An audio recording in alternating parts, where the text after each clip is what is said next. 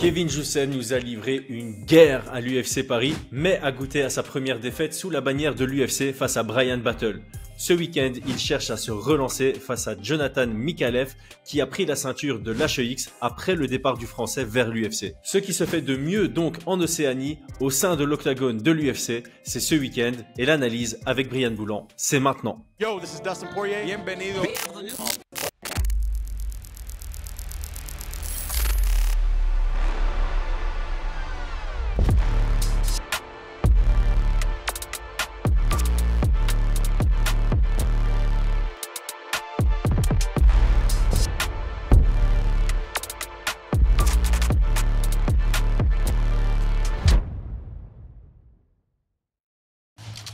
Paris sur le MMA avec Unibet. Quelle sera l'issue du combat? Une soumission? Un KO? Paris sur l'appli numéro 1 avec Unibet. 100 € de bonus sur ton premier pari. Brian, avant de commencer, on a tease ton prochain combat. Tu reviens dans la cage après 2 ans pour chercher une 12e victoire professionnelle. Ça sera à Bruxelles le 22 février. Que peut-on annoncer et dire de plus? Que peut-on annoncer et dire de plus? Eh bien, écoutez, c'est un événement, donc le Rising Star, qui se déroulera au Casino Viager. Donc, ça va être un bel événement de MMA. On a une carte qui est en train de se préparer et qui va être assez solide. Avec, oui, effectivement, mon retour au bout de 2 ans, tu vois. Et voilà. Et puis, ça sera diffusé aussi, sera bien diffusé sur RTL. Donc, voilà ce qu'on peut en dire, quoi. Voilà, RTL Play, donc la plateforme digitale de la chaîne belge RTL. Pour les Français, on a fait un petit placement la semaine passée sur CyberGhost. On va mettre le lien en description. Voilà, il y aura toujours moyen de trouver une solution pour regarder le main event avec Brian en direct. Et puis les autres combats, hein, parce que moi j'ai quelques gars qui combattent sur la carte. Donc ça vous permettra de découvrir aussi certains de mes élèves. Enfin, j'en ai 2. Et puis il y a Alan Sikou aussi qui va combattre. Je sais pas si je pouvais le dire, mais en tout cas c'est fait. Mais ça va être un très chouette combat pour ceux qui connaissent, hein, surtout le monde du grappling et du jiu-jitsu. J'en avais déjà parlé sur la sueur et les gens avaient repris la séquence et partagé. Il est quand même assez reconnu, on va dire. Donc, voilà, il a fait sa transition à MMA et profil très intéressant à suivre. Ce sera le co-main event, ça? Ce sera le co-main event, ouais. Magnifique, magnifique. Parlons juste de qu'est-ce qui te repousse dans la cage? Ce qui me repousse dans la cage. Pas ce qui te repousse à revenir dans la cage, pas ce qui te repousse de la cage. Donc, écoute, il y a plusieurs choses, hein. On va dire que là, sur ces 2 dernières années, il y a eu pas mal de choses qui se sont mises en place, d'autres priorités, notamment l'ouverture de mon propre club. Et ça, vous imaginez bien que ça demande beaucoup de temps et que je ne pouvais pas préparer des combats de manière aussi professionnelle que ce qui est attendu à un certain niveau. Il y a eu la possibilité pour moi de partir au Japon, donc ça aussi, hein, j'ai mis de côté la possibilité de combattre l'année dernière. Pour moi, c'était entre combattre, chose que j'avais déjà fait de nombreuses fois, et faire une autre expérience. J'ai fait le choix de l'expérience. Et puis voilà, hein, c'est un combat où je me remets dans le mal. C'est dans les camps d'entraînement, c'est pas toujours la période la plus facile. Ouais. donc ça c'est chouette, c'est s'entraîner avec un objectif, donc de progression, de se remettre dans le mal. Ça fait un petit bout de temps. Enfin ça va, hein, on continue à se mettre dans le mal régulièrement. Mais là j'ai pas mal de partenaires qui viennent s'entraîner avec moi et ça enchaîne bien. Et puis oui, c'est de me faire plaisir, de pouvoir combattre à Bruxelles. Ça fait combien de temps le dernier combat à Bruxelles? Jamais avec moi déjà? Ouais, je crois que c'est il y a 10 ans peut-être. En Belgique, on a fait Anvers. Jamais avec toi? Fois, si, ouais. C'est toi qui as organisé l'événement il y a 10 ans. Tu te rappelles pas? J'avais combattu. J'avais complètement oublié. C'était mon 2e combat pro peut-être, ou premier, ou 2e, ou 3e. Non, j'avais complètement oublié, c'est vrai. 2e combat pro. Donc c'est un retour, et puis comme t'as pu le voir, parce qu'on s'entraîne plus trop ensemble, mais t'es passé la semaine dernière, j'ai quand même eu pas mal d'évolutions en 2 ans sur le style, sur beaucoup de choses, sur la préparation, sur le mindset, et donc j'ai aussi envie de pouvoir mettre ça en application, quoi. On a hâte de voir ça et de suivre ça. On va essayer de documenter un tout petit peu sur Fight Mind. C'est semi-short notice, donc voilà, on fera un petit vlog avant, un petit vlog après, et comme ça les gens voient un peu l'envers du décor. On va passer à notre sujet du jour. On a Kevin Jousset contre Jonathan Mikalev. On espère évidemment un 3-0 pour la France. Tout d'abord, qu'est-ce qui t'intéresse et qu'est-ce qui t'intrigue dans ce combat, Brian? Ce qui m'intéresse, bien évidemment, c'est le retour de Jousset. Hein. Clairement, j'ai envie de voir un petit peu son état d'esprit suite à son dernier combat. Ça, c'est vraiment ce qui m'intéresse le plus. Et l'autre intérêt, j'ai besoin d'être un peu surpris par son adversaire. J'ai regardé ses combats et je suis assez questionnant. Soit j'ai une mauvaise évaluation, soit je pense que ça va être un 3-0. Ouais, écoute, c'est assez marrant parce que quand j'ai vu l'annonce, je suis allé un peu regarder Mikalev et j'étais là, je suis ok, c'est vraiment un combat de relance, quoi. Et puis hier, en revoyant, je me dis, il y a potentiellement quelques pièges. Donc je me suis remotivé à me dire, ok, c'est pas couru d'avance. Quelques pièges, t'as regardé quoi comme combat où il y a des pièges? J'ai regardé, attends, c'est quoi la victoire quand il a pris le titre au HEX. Ouais. Après, voilà, j'ai regardé 3 combats. Dans l'ensemble, j'ai regardé 3 combats. Il y a 2 combats où je me dis, ok, c'est vraiment le combat de relance. Et puis il y a un combat où je me dis, ok, il a peut-être quelque chose à proposer. Mais il reste underdog. Voilà, c'est comme ça que je le vois. J'ai pas regardé les cotes à l'international. Pour moi, il doit être... Non, justement, on va en parler à la fin parce que ça m'avait surpris. On va analyser tout ça après notre Tale of the Tape. Jonathan Mikalev réalisera ses débuts à l'UFC ce week-end. Il est à 7-1 dans sa carrière professionnelle avec 2 victoires par KO et 3 par soumission, soit 72% avant la limite. Kevin Jousset est 53e au classement Fight Minds avec ses 10 victoires en 13 combats professionnels. Aujourd'hui à 2-1 à l'UFC, il cherchera à retrouver du vert sur son palmarès avec 4 victoires par KO et 1 par soumission. Il finalise la moitié de ses victoires. Le Français profitera de 5 cm en taille du haut de son 1m88, mais Mikalev a un impressionnant ép ratio avec une allonge de 1m96, soit 5 cm de plus que celle de Jousset. Mikalev a fait son ascension à l'HEX en battant Jack James pour obtenir sa chance au titre qu'il emporte face à Luciano. Il perdra ce titre contre Bates avant de rebondir face à Vail pour obtenir sa chance au Contender Series à succès par triangle contre Ado. Kevin Jousset est devenu champion middleweight de l'HEX en février 2023. Il a ensuite pris la ceinture welterweight et a signé à l'UFC en tant que double champ. Début réussi contre Crosby, soumission premier round, avant de confirmer contre Kenan Song. Sa dernière sortie est son revers contre Battle à Paris.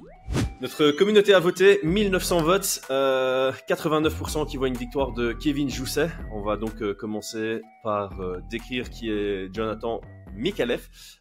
Il est méconnu du public, je m'inclus dedans, hein. En toute transparence, à l'annonce, je savais pas qui c'était du tout. J'avais pas vu son combat au Contender Series. Je suis pas quelqu'un qui suit la HEX, donc c'était une découverte pour moi. Comment est-ce que tu le décrirais, toi? Gaucher déjà, on va pouvoir dire que c'est un gaucher. Factuel. J'ai l'impression que c'est un plutôt bon lutteur, enfin dans le sens, il a franchement une bonne défense de lutte, des bonnes positions. Il a un dos vraiment volumineux. Donc, je pense que musculairement c'est assez solide. Et puis il a un sol plutôt efficace, quoi. Plutôt efficace, hein. Il a gagné son dernier combat par triangle. Ouais. Et puis il a défendu une guillotine qui était vraiment bien engagée. Il l'a défendu avec beaucoup d'assurance, tu vois. Donc je pense qu'il a un sol plutôt bon. Voilà, c'est... Il n'y a pas grand-chose, hein. Maintenant, je vais parler un petit peu des points entre guillemets négatifs. Ouais. Il n'aime pas l'agressivité debout. Pas d'agressivité, mais pas de pression. Se déplace mal, puisqu'il s'enferme directement sur son combat aux Contenders, mais il le fait aussi sur les autres combats que j'ai pu voir. Ses entrées sont... Alors, il a un style un peu bizarre. Je pense qu'il peut être surprenant. Ouais. Dans la fatigue, je pense qu'il peut être surprenant. Je pense qu'il a une bonne allonge. Très bonne. Mais par contre, dans ses premières entrées, c'est un peu prévisible, tu vois. On le voit rentrer presque menton en hauteur, sans préparation. Ouais, voilà. Donc moi je dirais ça. Donc un gaucher avec un style un peu particulier qui lui a permis d'arriver jusqu'à l'UFC. Une lutte solide qui peut être énergivore si on tombe dans sa défense, entre guillemets. Ouais. Et puis je pense qu'il faut se méfier de son niveau au sol. Je pense qu'il a un très bon niveau au sol.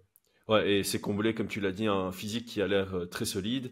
Moi, ce que j'avais aussi noté, mais plus dans les points négatifs, parce que c'est vrai, hein, on n'a pas beaucoup de matière à analyser, Non. donc on ne sait pas établir un profil très précis.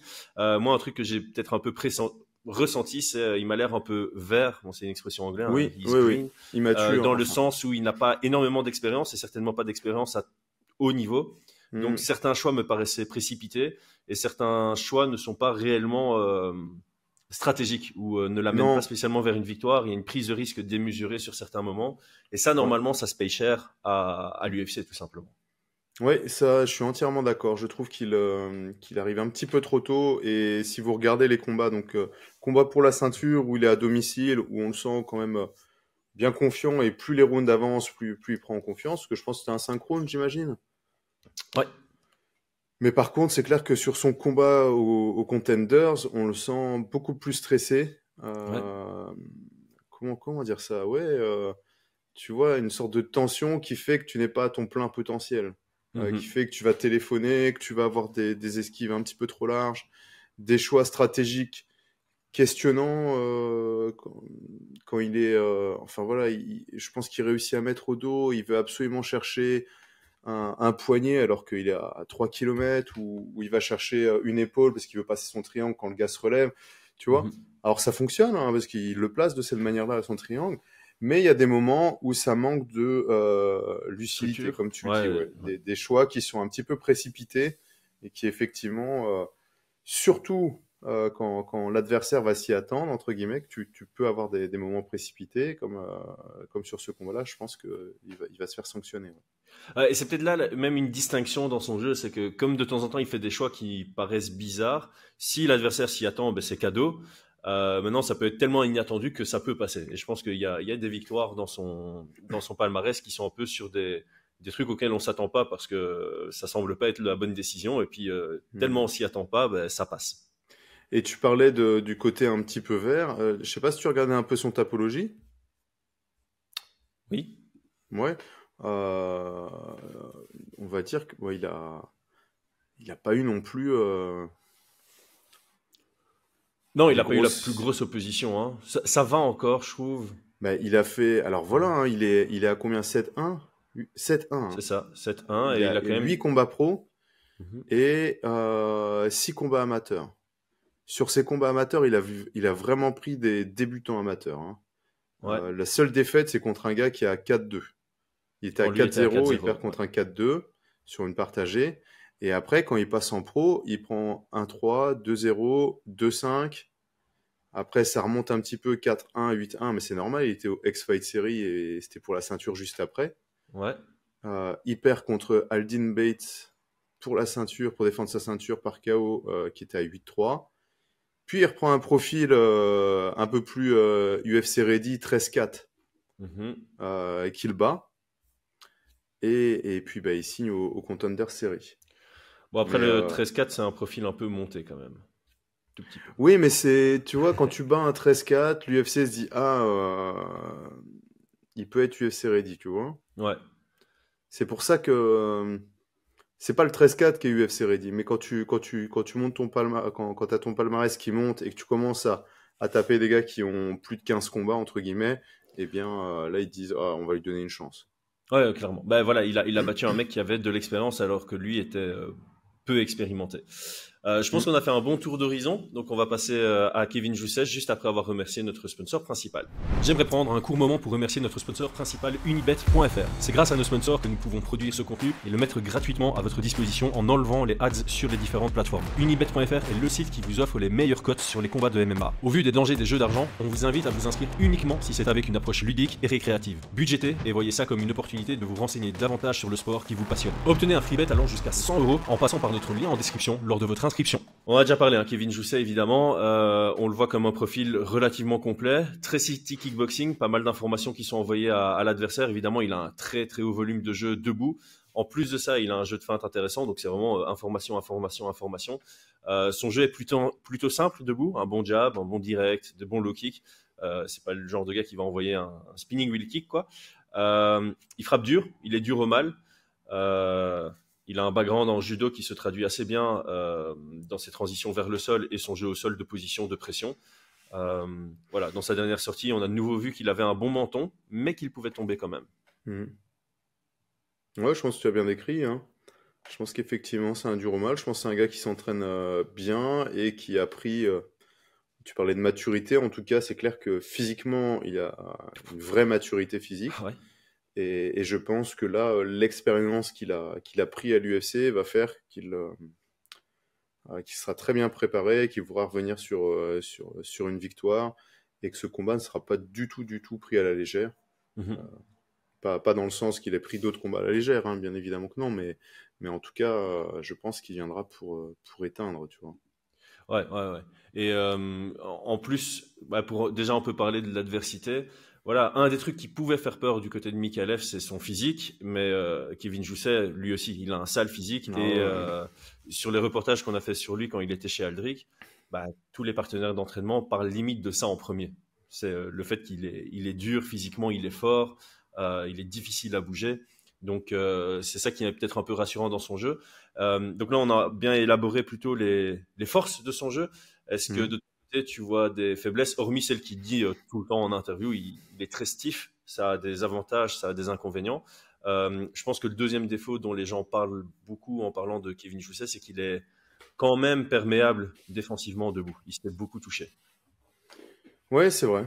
C'est vrai, mais c'est vrai que ça fait partie aussi de son jeu. Donc il y a souvent des combattants comme ça qui ont des qualités et les défauts des qualités. Exactement. Donc effectivement, il reste relativement perméable, mais ça lui permet de pouvoir engager des guerres et puis frapper fort.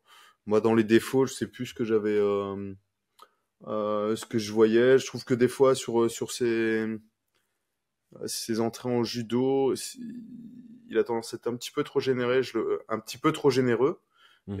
le verrais plutôt. Enfin, ça, je trouve qu'il a relativement bien corrigé quand même, tu vois. Ouais. Mais tu vois, d'envoyer un gros judo throw et de perdre un peu d'énergie, ça, garder au sol, etc. Mais non, effectivement, c'est un petit peu tout droit, quoi. Donc j'avance, je frappe. Mais là, dans ce combat-là, je pense pas que ce soit un réel défaut, tu vois. Et j'ai l'impression que ça va être sa piste de développement, parce qu'il en est conscient lui-même, il en parle lui-même. Donc ouais, j'ai l'impression que c'est peut-être ça. On va peut-être avoir un Kevin Jousset qui va développer un jeu un tout petit peu plus, pour reprendre les termes de McGregor avec Artem Lobov, c'est keep it flowy. On va se retrouver un peu plus là-dedans avec Kevin Jousset au fil du temps. C'est mon impression. Redis-moi ce que tu as dit en anglais là. Keep it flowy, Artem. Ah, ok. Tu te rappelles de ça au The Ultimate Fighter là? Non. Non, tu te rappelles pas? Il a coaché un combat de Artem Lobov à The Ultimate Fighter. Il arrêtait pas de dire ça, tu vois. Keep it flowy, Artem. Et puis quand Artem a gagné, il a sauté dans la cage, blablabla. Mais voilà, c'était un peu genre. Écoute, c'était le. Artem est J'imagine très, que c'était très le. stiff comme ça, tu vois. Ah ouais. C'était l'argument qu'il fallait avoir pour qu'il soit relâché. Ouais. Mais son deuxième conseil de coach, c'est patience. Ça va sur, je trouve ça efficace. Ouais, c'est pas mal. Mais oui, ouais. Je suis d'accord. Je pense que ça sera son évolution possible, effectivement, sans pour autant. Enfin, je pense que le côté un peu raide et rigide, ça rajoute aussi dans la dureté que tu peux avoir dans les premiers échanges en lutte, en grappling ou dans la boxe. Et je pense qu'il prend très facilement l'avantage psychologique à l'entame d'un combat. Ah ouais. Notamment sur ce côté-là. Ouais. Ça fait un peu, je suis en train d'affronter une pierre, quoi, un rocher. Ouais, je pense. Donc, encore une fois, quand on dit ça, que c'est la piste d'amélioration, il faut pas qu'il passe du tout au tout et qu'il se transforme en Cub Swanson. Il faut que ce soit genre régulier et qu'il voit si cette modification apporte à son jeu ou enlève à son jeu. Et puis, tu peux toujours faire un retour en arrière. Mais voilà, je pense que ce sera une de ces pistes d'amélioration. On va passer au game plan. Est-ce que c'est le genre de combat où celui qui met la pression prend déjà un petit avantage? Ah oui, moi c'est ce que j'ai noté pour. Enfin, Mikhaïlev, je pense pas qu'il va mettre la pression. Ça m'étonnerait beaucoup. Et comme je l'ai dit. Attends. Est-ce que tu penses que Mikhaïlev ne va pas vouloir mettre la pression ou ne va pas savoir mettre la pression? Ni l'un ni l'autre, en fait. Ok. Vu ses combats, je pense que c'est un gars qui va reculer. Je pense que c'est pas debout, il est le plus à l'aise. Et il va circuler sur sa gauche, comme il l'a fait à de nombreux combats, et se coincer tout seul à la cage, quasiment, tu vois. Mhm. Mais je le vois pas trop, en tout cas à l'entame. Hein. À l'entame. Après, peut-être que ça sera différent. Il a montré sur les combats qui durent un petit peu, qu'il est capable, quand l'adversaire commence à être fatigué et touché, à pouvoir avancer. Ouais. Mais je ne pense pas. Et là, sur ce combat, je pense que Kevin Jousset va pouvoir mettre la pression et aura un gros travail à faire dans ce compartiment-là. Pression, déplacement, cadrage, entrée-sortie, utiliser son jab, faire rater Jonathan Mikalev, faire rater ses tentatives de takedown. Je pense qu'il a un travail de patience à faire, cuisiner, fatiguer son adversaire pour pouvoir vraiment le ferrer, tu vois, le mettre dans une situation où il soit un peu perdu, une situation qu'il n'a pas vécue, et je pense pas qu'il aura vécu ce genre de situation, Jonathan Mikalev, Ouais. où le premier round est difficile et il faut revenir dans le 2 et 3. Je pense que ça sera compliqué pour lui. Ouais, c'est ça. Presque le forcer à précipiter certaines choses. En prenant le 1, en mettant une petite pression, en cherchant à le submerger, mais sans s'exposer à quoi que ce soit. Moi, t'as un peu résumé ce que j'avais noté pour Kevin Jousset. Moi, j'avais mis prendre le centre, mettre sur le pied arrière, envoyer beaucoup d'informations, être agressif au bon moment, ce qui signifie aussi être capable d'être patient sur les moments opportuns, et mettre de l'énergie pour éviter le sol. Exactement. S'il le sent, contrer la lutte avec son judo. Donc, si on a un Mikalev qui engage, il sent que ça part, contrer, se retrouver en top position, pas spécialement forcer l'échange au sol, quoi, mais voilà, vraiment ne pas se retrouver sur son dos, parce que ça, c'est le moi, chemin je serais pas vers la trop. victoire. Je trouve que les défenses de Mikalev, je sais pas je crois qu'il a un passif de judo, hein. Mais j'ai cherché parce que je le trouvais vraiment pas mal au sol, moi, Mikalev. Je suis allé sur son Instagram, j'ai fait tout, enfin peut-être pas tout, mais je suis quand même remonté assez loin. Il s'entraîne pas en gi, donc j'ai pas vu de ceinture de quoi que ce soit. Ouais, mais écoute, moi je trouve qu'il fait. Ouais. Moi j'aurais tendance à plutôt, en tout cas, il a montré que sur des mises au sol, il était capable de défendre en sortant son pied, en le replaçant et en remettant l'autre au sol de manière vraiment. Ouais, j'ai beaucoup aimé ces défenses de mise au sol, et j'aurais plutôt tendance, en tout cas pour le game plan de Kevin, de partir du principe contrer ses tentatives avec genre un démarrage de judo slow. Tu tournes les hanches, le gars veut pour défendre, tu reviens avec un genou ou avec un coude, tu vois. Utiliser plutôt les takedowns de judo, les mises au sol de judo pour refrapper derrière ou pour chercher la soumission. Ça arrive, tu vas pour mettre ton takedown, le gars va faire un tripod comme ça pour pouvoir défendre, et tu prends la guillotine, et j'aurais tendance à lui déconseiller d'aller au sol, tu vois. Complètement, ouais. Mais en fait, ici, je regardais... Enfin voilà, vraiment en utilisant le principe de Georges Saint-Pierre, même si tu as 70% de chances de gagner au sol, si tu en as 80% en restant debout, reste debout, tu vois. Mais je pense qu'il sera aussi, entre guillemets, supérieur. Il pourra prendre des fins de round, par exemple, en restant dans la garde et en frappant, quoi. Ouais, et en fait, je rejoins un peu ce que tu dis, parce que là, je regardais, j'ai quand même trouvé Jonathan Mikalev sur Smooth Comp. Alors, je suis pas un expert de l'interface Smooth Comp, mais je vois qu'il a fait une compétition en violette en 2023, avec 10 victoires, les 10 par soumission. Ça montre un côté opportuniste quand même au sol, et voilà, ça peut se terminer dès le moment où tu es au sol contre Mikalev. Ouais, je pense. Hein. Alors moi, j'ai tapé Mikalev judo. Écoute, il y a un Mikalev qui aurait... Ah. Mais c'est Ruben, c'est ça? Ruben quoi? Ruben Mikalev, judoka. Pourquoi Ruben? Moi, quand je tape Mikalev judo, sans le prénom, ça me fait tomber sur Ah non, Ruben. moi j'ai mis judo, Jonathan Mikalev judo, et j'ai tombé sur Judo Inside, judoka, Jonathan Mikalev. Mais je pense pas que ce soit lui, parce que c'était à Malte. Je pense pas en 2012, et il était à 100 kilos, donc c'est pas le même. Mais bon, je sais pas à quel point ça peut être un... Ah si, puisque quand je le cherchais sur Instagram, il y avait plusieurs Jonathan Mikalev, donc ouais. peut-être que... Ouais. En tout cas, je pense qu'on va trouver. Je pense que c'est un judoka quand même. Ah ben voilà, donc ça risque de s'annuler, ce qui est encore une bonne nouvelle pour Kevin, je dirais. Moi, du côté de Mikhaïlev, j'avais pas su noter grand-chose, tu vois. Le seul truc qu'on peut tirer du dernier combat de Kevin Jousset, c'est que dès le début, il se fait bien toucher dans les côtes et ça l'a, il le dit lui-même, ça l'a un peu sorti de son combat, ça lui a directement fait mal. Donc, il y aura potentiellement des séquences au clinch. Au clinch, Mikhaïlev va plutôt intérêt à trouver son ouverture sur les genoux au corps. Et puis voilà, son jeu, ça reste le sol. Je pense que dans ce combat, il doit trouver un moyen pour essayer d'amener ça au sol. Ouais, je pense. Pour rester simple, c'est ça. Ouais. Pour Mikhaïlev, ouais, on sera en garde ouverte, donc peut-être que ça pourrait être une stratégie d'utiliser les middle. Je trouve que ses jambes, elles sont pas trop. Il a des bonnes jambes. Ouais. Il a une bonne gauche dans l'axe.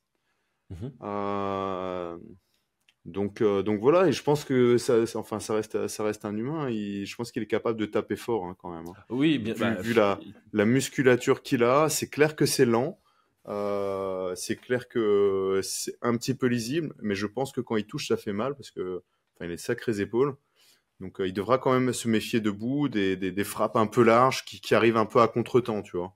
Ouais, et puis il a une allonge assez impressionnante, donc ça peut vite te surprendre aussi. On en a déjà parlé, quand tu as quelqu'un qui a une allonge disproportionnée par rapport à sa taille, tu dois prendre un temps pour comprendre la distance dans laquelle tu es, parce que quand tu fais des sparring, tu vois la distance par rapport, je sais pas, au corps de ton adversaire ou à la tête de ton adversaire, et tu évalues automatiquement son allonge parce que ton expérience fait que tu tombes sur des gars qui ont une allonge moyenne, on va dire. Et là, tu risques de voir le gars, de te dire, ok, là, je suis safe. Mais en fait, t'es pas safe parce qu'il a une allonge disproportionnée et ça peut te surprendre dans le combat. Ce qui va aider Kevin, comme tu l'as souligné, c'est que Mikhaïlev est pas super rapide. Donc, son manque de vitesse pourra compenser cette allonge à l'avantage de Jousset. Eh ben, il est temps de passer au prono. Laissez-nous juste le temps de prendre une petite gorgée Oko. Nous sommes fiers d'être ambassadeurs de la marque Oko Europe. Oko produit des gourdes filtrantes éco-responsables. Le filtre Oko traite l'eau pour la purifier et la rendre saine à la consommation. Polluants, pesticides, métaux lourds, mauvaises bactéries et autres contaminants sont efficacement filtrés. Cette gourde vous permet d'avoir accès à de l'eau de qualité à portée de main et même lors de vos voyages. La gourde de 650 ml est à 63 €, celle de 1 litre est à 69 €. Dans les deux cas, vous avez un filtre offert de 400 litres. Votre litre d'eau est donc à 17 centimes. Et oui, ça vous fera faire de sacrées économies, surtout sur le long terme. Une fois la gourde amortie, vos filtres pour 400 litres sont à 30 €. Soit 7 centimes le litre. Et grâce à notre affiliation, vous avez encore 10% de réduction sur votre première commande avec le code FMOCO. Moins cher, moins de déchets, plus de facilité, plus sain. Rendez-vous en description pour le lien vers le site Oko Europe. Soutenez notre chaîne tout en mettant une priorité sur votre santé et celle de vos proches. Le combat est en carte préliminaire. On n'a donc pas de code sur unibet.fr. Je suis allé regarder à l'international et j'hésite à te les donner ou à te demander... Non, je vais te demander combien... Si unibet.fr t'appelle parce que le combat, pour une raison X ou Y, passe en carte principale, Unibet t'appelle et dit « Brian, qu'est-ce que tu mettrais comme cote ?» Enfin, pourcentage. Fais-le en pourcentage, évidemment. Franchement, pour être honnête avec vous, mais après,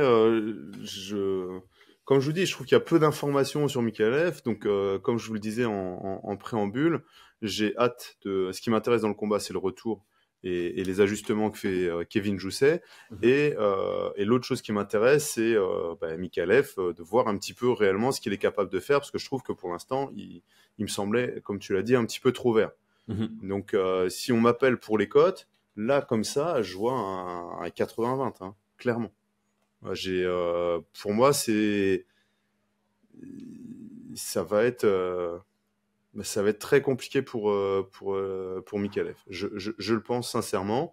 Maintenant, il reste 20%, et comme je l'ai dit, c'est possible que je me trompe et qu'on ait un Mikhaïlev qui s'exprime, qui se libère un petit peu plus et qui soit vraiment dangereux, que ce soit en lutte au sol ou qui connecte avec un coup, avec son style bizarre, tu vois. Ouais, c'est ça. Qui surprennent, tout simplement. Quand tu es sur un 80-20, c'est vraiment se faire surprendre, quoi. Soit il nous surprend avec une soumission un peu précipitée qui passe, soit il nous surprend quand c'est dans la fatigue avec une frappe que Kevin ne voit pas venir, soit il nous surprend parce qu'il fait une énorme progression ou il montre quelque chose qu'on n'a pas vu dans notre analyse. parce qu'on n'a pas beaucoup de matière à analyser. Et les styles font les combats, et finalement, il a un style qui peut vraiment ennuyer Kevin. Et donc ça fait partie des 20% que tu donnes. Donc moi, je vais me permettre maintenant de te provoquer Non, d'abord, des yeux. dis-moi ce que t'aurais mis, toi. Ah bah justement, c'est dans ce que je vais dire. Donc Ah, ça va. la cote à l'international a ouvert à 60-40 pour Kevin. Ah oui, j'ai eu peur. Non, pas pour Mikhail quand même. Ah ouais. Après, je t'avoue que j'ai été rassuré de voir qu'il y a beaucoup d'argent qui rentre sur lui, au point où on est maintenant sur un 65-35 qui tend vers le 70-30. Et honnêtement, moi j'étais plus en mode tout ce qui est entre 70 et 75 pour Kevin. Ok, bah oui, bah écoutez, Ouais. quand je dis 80-20, c'est que je montre un peu ma confiance, mais oui, ça reste un combat et ouais. Ouais, après, donc moi, 60-40, mon 70-75, c'est aussi un Mikalev. Tu vois, je rajoute le scénario d'un Mikalev qui vient en mode presque pile ou face. Je viens pour mettre la pression. Kevin qui va pas se laisser mettre sous pression. Ça se rencontre au milieu et ça peut partir un peu dans tous les sens. Et puis, ouais, voilà. C'est un peu le truc en plus qui va rajouter 5% par rapport à ta lecture, ta grille de lecture, on va dire. Bah écoute, voilà, hein, ouais, je suis... Bon, bah ça me rassure les coachs, je m'attendais à un truc vraiment, vraiment déconnant, tu vois. Et en fait, je t'avoue que j'ai pris mes notes hier en après-midi. Ça se trouve, ça a encore bougé. Hein. Ça me surprendrait pas. Non, ça n'a pas bougé par rapport à hier. Mais ça me surprendrait pas que ça continue à évoluer en ce sens. Parce que je pense que à 65-35 qui tend vers le 70-30, il y a encore de la valeur sur Kevin Jousset. Maintenant, on sait comment les parieurs fonctionnent aussi. C'est j'ai raté la cote à 60-40. Même si c'est encore intéressant maintenant, ça va me faire râler de la prendre maintenant alors que j'aurais pu l'avoir à 60-40. Quoi. Donc voilà. Mais pour un combat de prélims, parce que ça ait déjà autant bougé, ça en dit long. Je suis intrigué de pourquoi les oddmakers ont ouvert à 60-40. Peut-être le narratif. Mikalev qui est sur une victoire, Kevin Jousset sur une défaite. Je sais pas, ça joue peut-être. Ça m'intrigue en tout cas. Ça m'intrigue clairement parce que moi, j'ai 15% de différence avec la cote d'ouverture. Toi, t'en as 20. C'est pas rien.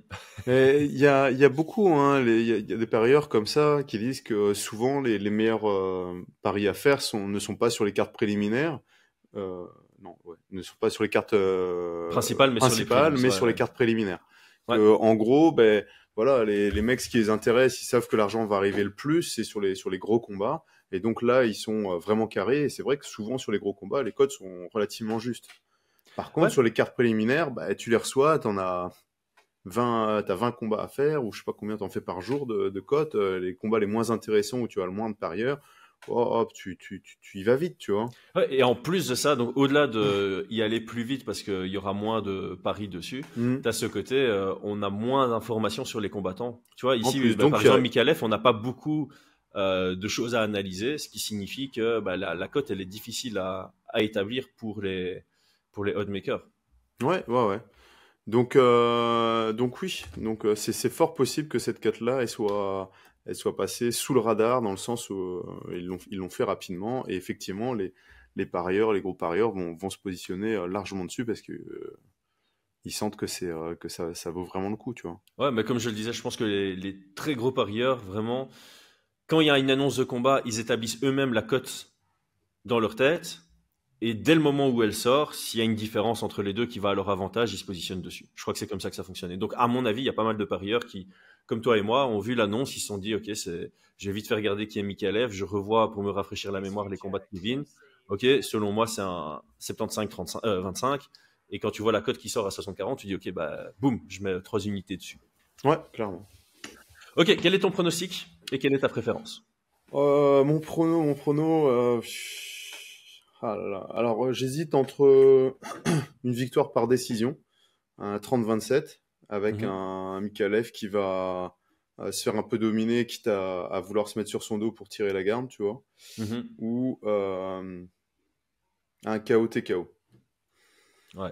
Le KO TKO me semble assez probable, mais je pense pas que ça va être un KO très très propre. Je pense qu'on aura un Mikalev qui sera pas très assuré debout. Et voilà, quand t'es pas très assuré debout, tu surengages pas beaucoup et c'est difficile de se faire bien connecter, tu vois. Ouais, ben là, ce sera. Si KO il y a, je le vois un peu comme celui de Luciano, tu vois. C'est très agressif, il y a des moments, et puis à un moment, ça va tomber, tu vois. C'est agressif, ça le touche bien debout, hop, il vacille un peu, tu cherches à taper, le mettre sous pression, il va pas tomber. Puis tu reviens dans un jeu plus patient, puis à un moment, tu sens que ton jab, il touche bien, tu réaccélères, et puis à un moment, ça va finir par tomber et provoquer le KO ou le TKO. Moi, je partirais sur ce prono-là, mais je peux voir aussi une décision sur un combat avec un mec qui est sur un adversaire un peu submergé et qui veut Survivre. survivre, Ouais, c'est ça. accepter la défaite, mais refuser un peu la défaite par finish, tu vois. Ouais, je suis d'accord. Moi, j'avais deux scénarios en tête, et justement pour un peu distinguer pronostic et préférence, mon pronostic c'est Jousset à la décision. Pour cette raison-là, un Mikalev qui se rend compte assez vite dans le combat qu'il n'aura pas énormément à proposer, qu'il va devoir jouer la carte de l'opportunisme. Et pour jouer cette carte de l'opportunisme, ben, il doit être responsable défensivement et ne pas s'exposer à de trop gros risques. Et donc c'est un combat qui, selon moi, pourrait aller à la décision avec Jousset assez confortable dans les 3 rounds. Ma préférence, ce serait d'avoir la première fois dans sa carrière un KO dans le 2e round. Il a des KO au premier, il a des KO au 3e, il n'a pas de KO au 2e. Donc voilà, quelque chose de nouveau dans la carrière de Jousset. Bah, c'est clair qu'un beau finish, ça permettrait de montrer que sur un adversaire comme ça, de montrer qu'il y a des niveaux, tu vois. Donc c'est clair que ça serait ma préférence. Après, Ouais. je vous avoue que je suis pas à l'aise à être aussi. J'ai l'impression d'être super confiant, tu vois, sur la victoire et tout. D'être très peu nuancé. Pour une fois, on est peu nuancé. Ouais. J'ai un peu cette impression-là. Ça me met pas très à l'aise parce que, bah, comme tout combat, hein, ça reste compliqué, tu vois. Ouais. Et de vouloir me vendre la peau de l'ours avant de l'avoir tué. Mais dites-nous en commentaire si vous aussi vous êtes aussi peu mesuré que moi. Et vous donnez-moi des arguments parce que c'est possible, hein, c'est possible que ce soit beaucoup plus serré. On a peut-être manqué quelque chose. On a peut-être manqué quelque chose. N'hésitez pas. Par contre, si vous êtes aussi assuré que nous, bah, dites-le aussi. Rassurez-nous. Rassurez-nous. Mais en tout cas, préférence, démonstration, KO TKO, et il se relance pour un peu plus d'adversité. Voilà. Bah, je pense que ce que tu dis, on le fait souvent, mais voilà, il y a toujours des gens qui nous écoutent peut-être pour la première fois ou qui ne nous ont pas encore entendu dire. Notre objectif, quand on dit que c'est un 75-25 ou un 80-20, c'est pas de dénigrer Mikalev. C'est selon nous que Kevin est juste meilleur et d'un point de vue style, ça va à son avantage ce combat. On va toujours respecter évidemment tous les combattants qui rentrent dans la cage. Et un truc qu'on n'aime pas faire vraiment, c'est dire que le combat est couru d'avance parce que ça enlève de la crédibilité et de la valeur à la victoire. Non, ici, si Kevin gagne, vu les circonstances, ça reste une belle victoire à ajouter à sa carrière. On en a déjà parlé, hein, quand on donne un Français underdog dans un combat, on s'attend pas à ce que le combattant français nous en veuille, parce qu'au final, on est en train de lui donner de la valeur à sa potentielle victoire, ou en tout cas déjà préjustifier une potentielle défaite. Donc, on ne comprend pas pourquoi on pourrait nous en vouloir Au contraire, la plupart du temps, on regarde des combattants et quand on voit qu'ils ont toujours été favoris sur les combats, on dit bah ouais, ils ont été bien managés, tu vois. C'est plutôt pas négatif, tu vois. Ah, bah, en tout cas, c'est pas positif. Un mec qui monte et qui est régulièrement underdog et qui bat contre toute attente, voilà, moi j'aime bien, tu vois, je trouve ça bien. On va le positionner comme ça, c'est encore plus respectable. Pour pas dire que quand tu es tout le temps favori, ce n'est pas respectable, c'est respectable, mais c'est encore plus respectable si tu montes en étant sur des combats plus serrés en moyenne. On va le balancer comme ça. Ok, les amis, pour voir le combat, ça se passe sur RMC Sport. On vous met pas le pré-roll, on vous dit juste qu'il y a un lien d'affiliation en description. Merci à tous d'avoir suivi. Brian, merci à toi. À très vite. Ciao. Ciao.